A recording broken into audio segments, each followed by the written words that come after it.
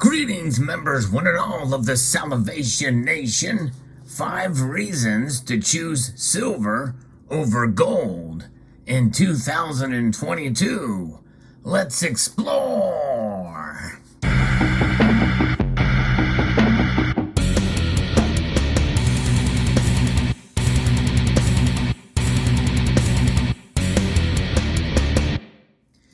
Now, most of you know my thoughts on what preference I have, but a lot of that has to do with where I'm at in my stacking journey, because I feel that even the most ardent silver stacker, after they've accumulated enough and have come to understand the markets a bit more, they tend to gravitate or mature towards gold. Now, that just depends on the individual. I know plenty of mature silver stackers that continue to stack silver because it's right for them under their strategy and their circumstances. They feel much better holding silver. But that's not always the case. I think for most people, they do tend to gravitate towards gold as they mature as stackers. At least that's been my experience. However, in this year, 2022, there may be some very good reasons why one may consider stacking silver. Even if you've been a predominantly gold accumulator, there is a good argument, several that can be made. I'm going to be talking about 5 of those in this article as we refer to this from A Guardian Gold. Quite interesting indeed. I agree with some of this, but others maybe not so much. And there's different ways to be able to do that. I know I have taken advantage of silver prices this year. With a silver unboxing to come. I've been talking about it probably for the last couple of weeks here. I'm pretty excited about it, and you'll see when it gets here, and we'll also find out if I made a mistake or not as well. Nonetheless, that is part of what buying is about. Sometimes mistakes can be made, but other times you tend to make the right move at just the right time. Of course, that's not always the case, and you should never bet that you're going to make the best decision whenever you buy at this time, considering where prices move. Nonetheless, let's refer to this. Silver and gold prices tend to have a strong correlation, but one metal can outperform the other in given years by quite some margins. Both metals tend to be influenced by the US dollar strength or weakness, as well as geopolitical uncertainty, interest rates, and inflation fears. Stagflation is also something that's been talked about more and more lately. Another recession is coming, a bear market. Silver is seen as less of a monetary asset and more like a commodity due to its vast industrial applications. So there are some key differences between the two metals. Silver is a fascinating metal with unique properties that all investors should be aware of. Silver takes the number 1 position in both thermal conductivity and electrical conductivity of any element in the periodic table, which is why it is such an important metal when it comes to the electrical efficiency of solar power and electric vehicles. And I don't think it's going to be replaced anytime soon by other man-made materials like graphene. So there's 5 reasons why investors may choose to buy silver over gold. And the first one will be the historic gold and silver ratio. The silver over gold comes down to its historic ratio between the two metals.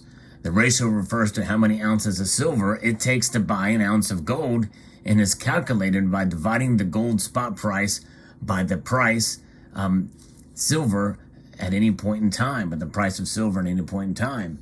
When viewed as with an historic context, the ratio provides us with an understanding of where the market currently values gold over silver, which metal is most popular as an investment at the time, and which may be seen as either undervalued or overvalued.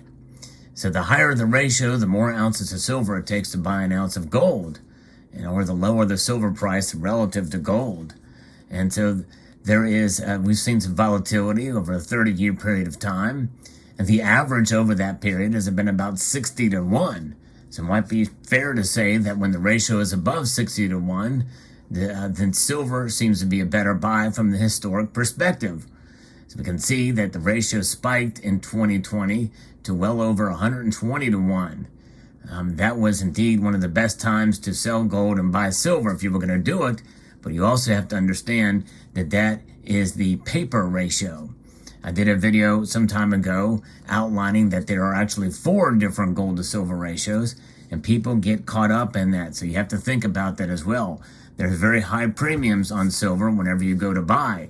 Most local coin shops are not going to just trade the ratio, by the way, for physical. If you really want to trade the ratio, the best place to do that is with ETFs. There was a book that was put out quite some time ago, the first edition I actually reviewed, and it was a very good book by Carl Ushanka, Trade the Ratio, and that's how you do that using gold and silver ETFs. And so now, as of late, though, we are seeing the ratio climb back up again, about 85 to 1, and much higher than the mean has been over the past 30 years, indicate that silver is a better buy.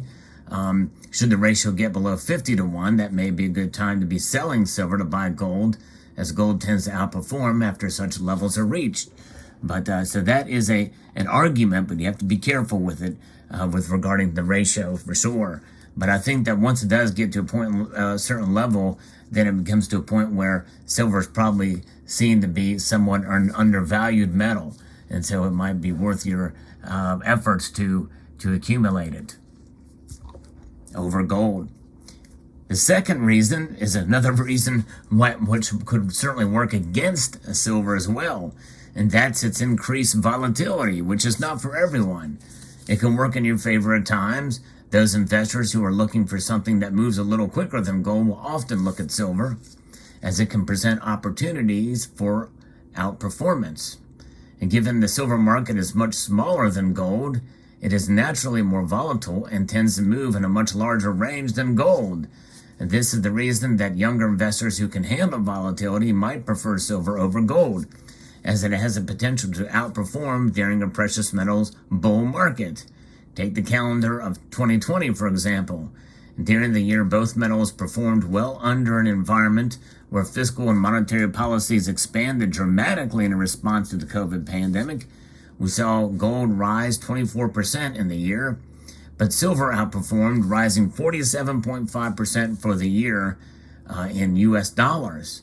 The average volatility of silver is almost double that of gold, with silver trading in a range circa 31% in a given year, whereas gold's annual volatility range is 15.8%. And to me, that's actually an argument as to why I've been accumulating more gold as of late, because I'm at the point where I want less volatility. But I do see that it could be a potential if you're a younger investor and you want to take advantage of some of that volatility on the upswings. Higher volatility can also mean more opportunities for short-term focused investors with a higher appetite for risk. And yes, there is risk with buying silver because of its volatility, more so than gold. In fact, if you're going to tier them out, I would say gold is the most stable, and then maybe silver maybe be the next, and then platinum and palladium. Both those metals move very, very wildly, but typically gold and silver are the most liquid and the most recognized. Yes, indeed. The third reason is because there's lower above ground stockpiles, is what they say here. The above ground stockpiles of gold are estimated to be 200,000 tons. Most of the gold ever mined is simply recycled and not actually used up in industry. Silver, on the other hand, has around 2 million tons of above ground metal. However, in dollar terms, this is vastly smaller. So they're it's just a very strange argument they're making here, because it's obvious that there's much more silver above ground, but not in terms of dollars. Today's prices at 200,000 tons of gold stockpiles equates to 11.9 trillion US dollars, whereas the above ground silver sits at circa 1.4 trillion US dollars in value. That's the price, how it's priced, spot price. So yes, it's a smaller market, but there's more physical silver above ground. In fact, by no measure, and by the way, that's just it. Some people like to say that silver is more rare than gold because it's consumed. But the thing is that silver doesn't go away.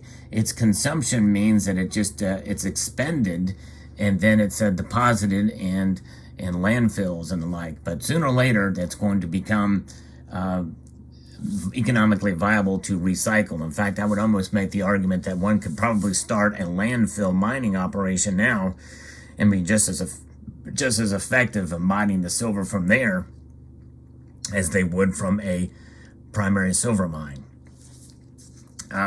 Surprisingly, only a small percentage of that is investment-grade bullion, with roughly 40% in industrial use and 40% in jewelry or decorative ornaments.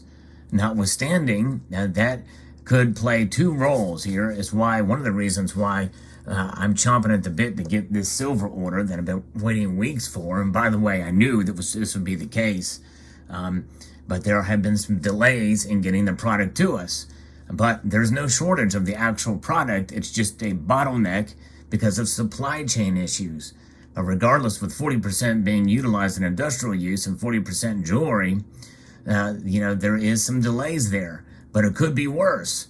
I think it's working for us and against us as bullion stackers, because I think if there was a hot demand for industrial use silver, it'd be much harder to get the actual physical. Then we're talking huge premiums. We're talking 50, 60% premiums on silver, easy, if that was the case. But that's not the case, folks. In fact, I could very well see spot price go down even more and premiums skyrocket. And then you want to talk about people getting up in arms, that's when you would see it. But we're not there. That's a topic for another video. But if things do start to recover, we could very well see that be the case, which is another good reason to consider silver over gold, at least for a while. So there is where that is. Very interesting indeed. So the best estimates currently available suggest that 205,238 tons of gold has been mined throughout history, of which around 2/3 has been mined since 1950. So it's pretty amazing to see how much has been mined in the 20th century and into the 21st century. And since gold is virtually indestructible, that means that almost all of this metal is still around in one form or another. If every single ounce of gold were placed next to each other, the resulting cube of pure gold will only measure about 22 meters per side. And that's from Metals Focus, so there's where that is. And so that does give you some idea. Now, there's other things that talk about above ground silver in tons. Back in 2018 was 1,751,000 tons, to give you an example. Of course, if you take it out and chop it up into a pie, industrial use would measure just under half of that in 2018. I think it's more than that now. And then you have jewelry taking up a very large sector of that pie as well too. It's pretty amazing. I actually think that some of that data is wrong as far as how much of it is used, because I think about 25% is for bullion, but they're showing it as probably not even 10%. Given the lack of above ground stockpiles, it is quite common under certain months of excessive silver demand that you find physical bullion very hard to come by, with stretched out waiting periods from refineries. If silver industrial demand was to grow rapidly in the coming years, we could easily see the market of a supply deficit, which could potentially be a great tailwind for a higher silver price. And if some of the politicians get what they want, and even the way the private sector is moving, I think we're going to probably see a much more of a chance that we can see that increase, and then we can run into that situation. So superior industrial applications is the fourth reason, and that kind of piggybacks on this other aspect of it too, with the above ground stocks here. And that's just it. Bullion could actually become at a deficit, because silver is the greatest number of industrial applications. It has so many different uses out there, from photovoltaics, circuit boards, RFID tags, and believe it or not, there's still photographic applications as well too, medical devices, bearings, even for chips and automotive electric vehicles. Almost every computer, mobile phone has silver in it. And so that is something that is going to certainly be an increased demand. And for the future, for electric vehicles, that's the fifth reason why to choose silver, is because of what's coming in the future. This is going to eventually ramp back up again. Just going to take some time, but there's new emerging markets for silver industrial demand that could have significant impact, and that is the EV, the electric vehicle market. The electric vehicle market is still quite small, but is set for dramatic growth in the coming years. The trend is for most cars and large vehicles to move to fully electric model in the near future, and this will largely benefit silver demand, but not so much gold. And by the way, copper demand is going to increase dramatically too in that regard. Almost every component in EV requires some amount of silver, and demand for the EV sector is estimated to grow to over 90 million ounces of silver each year by 2025. This is almost 10% of the total silver market demand in a given year. Given there is currently a very tight supply of new silver coming from mines, at the current price, the EV market could be enough to send silver into a consistent supply deficit over several years. And by the way, several years from now, because I think we're going to see lower silver prices probably through the end of this year, which means that my prediction for silver may very well be off base again, but I'm going to hold to it. But we'll see how that plays out. But yes, indeed. So as we move more towards a future focus on sustainability, and also with ESG becoming a more common practice with businesses, even before the Great Reset, there already are implementing some of this environmental social governance stuff, which is scary in and of itself. But regardless, this could actually serve us for silver buyers as far as maybe even as an investment strategy down the road. We'll see. But as to what that'll look like, I don't know. It's anybody's guess, and who knows, they may find more silver and ways to be able to mine it quicker and better and easier to fill some of that demand, even though the metals-focused studies have predicted a deficit in the coming year or so. But we'll see how that goes.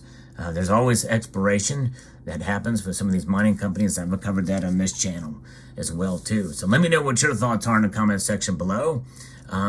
I still prefer gold overall for my strategy, but I do believe silver has a place, and I have actually shifted focus slightly with silver. I've bought more this year in various different ways and different forms. You've seen some of that already, and but I've not given up on gold by any stretch, and I think that even if you're the most ardent silver stacker, I still think it's a good idea to consider gold. I hope you found this video insightful. Let me know your thoughts in the comment section below. I'd like to extend a multitude of gratitude to you all for taking the time to watch this video, and to encourage you to please rate, share, comment, and subscribe.